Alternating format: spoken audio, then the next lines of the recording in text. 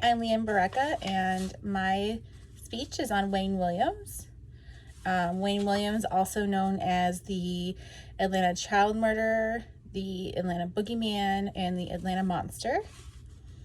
It's a disturbing case where over 30 African-American youths were murdered during a 22-month period.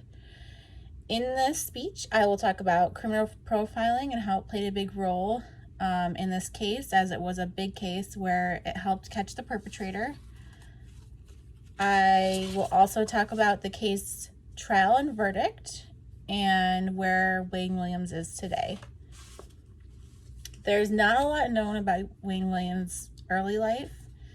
He was born in Atlanta in 1958. His parents were teachers. He graduated with honors, and he only attended college for 1 year before he dropped out.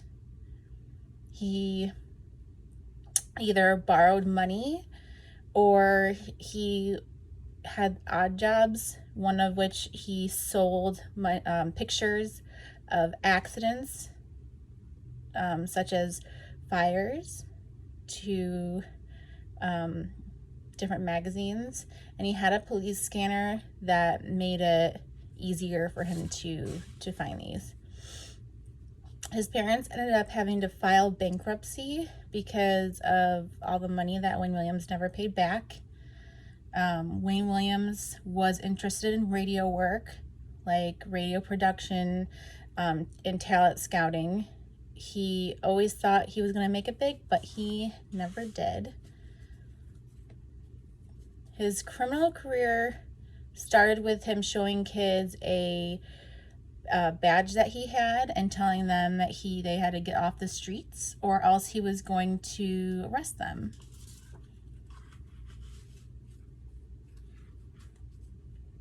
On July 21st, 1978, 14-year-old Edward Smith was found shot. This was the first of many murders. 4 days later, Alfred Evans was found murdered by asphyxiation. The end of 1978, Yusuf Bell was found strangled, and Angel Lanier was found with his hands bound behind his back and tied to a tree, dead. On June 1980, the FBI involvement began. Special Agent John Glover, he was the first African American to lead the FBI field force.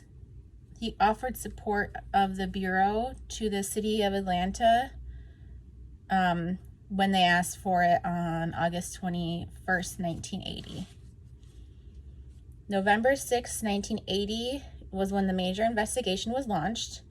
After they got the Attorney General's approval, the FBI worked with local police to help catch the murderer. At the end of April 1980, the killer switched from dumping bodies in desolate areas to dumping them in the Chattanooga River. The FBI ended up stalking out the river, and they stopped 23-year-old Wayne Williams, but they let him go because they had no probable cause. 2 days later, a body of 21-year-old Jimmy Payne was found washed up on the river.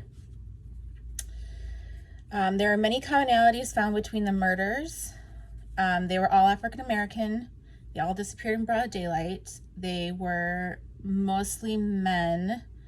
The bodies were discovered in desolate areas, and there was no obvious sign of motivation. The murders were originally thought to be done by the KKK or some other form of hate group.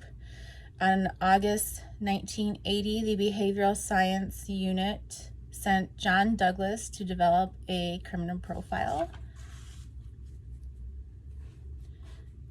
It was one of the Behavioral Sciences Unit's first big investigations. The criminal profile of the suspected murderer was that he was African American because he had to have easy access to the streets of Atlanta, the communities. He was a male with a vehicle. He enjoyed the attention that the murders were getting.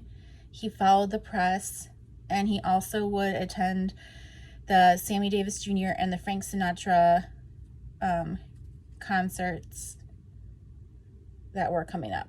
The mostly African-American FBI unit were not happy about this criminal profile.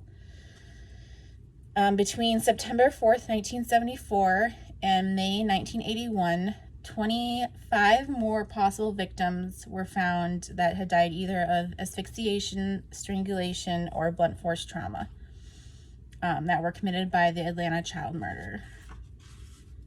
Wayne Williams was arrested on June 21st, 1981, 1 month after the last murder. There was a 99% hair match on the last two victims, and he had a poor alibi, and he failed multiple polygraph tests, as well as had some witnesses step forward. He was considered a sociopath. The killings were not planned, and he could not help himself.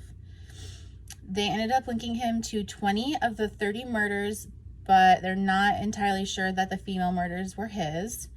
There was lack of DNA evidence, so he was only charged with the last two murders, who were ironically adults, even though he was called the Atlanta child murderer. FBI or fiber analysis and witness testimony linked Wayne Williams to the murders of Nathaniel Carter and Jimmy Payne.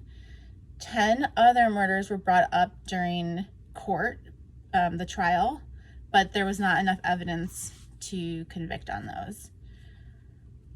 Criminal profiler John Douglas advised the prosecutor to focus on the failures and inconsistencies in Wayne Williams' statement.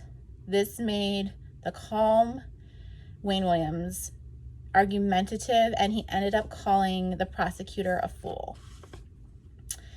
Wayne Williams pled not guilty, but was found guilty of both murders on February 27th, 1982.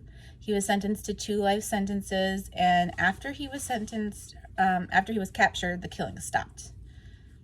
Wayne Williams still proclaims his innocence to this day. He is 63, and he is living out his 2 life sentences in Telfair State Prison in Georgia.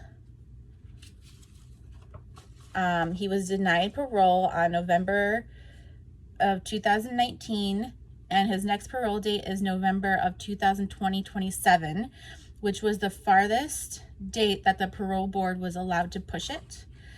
So there's no end to his term in sight. And that is my presentation on Wayne Williams.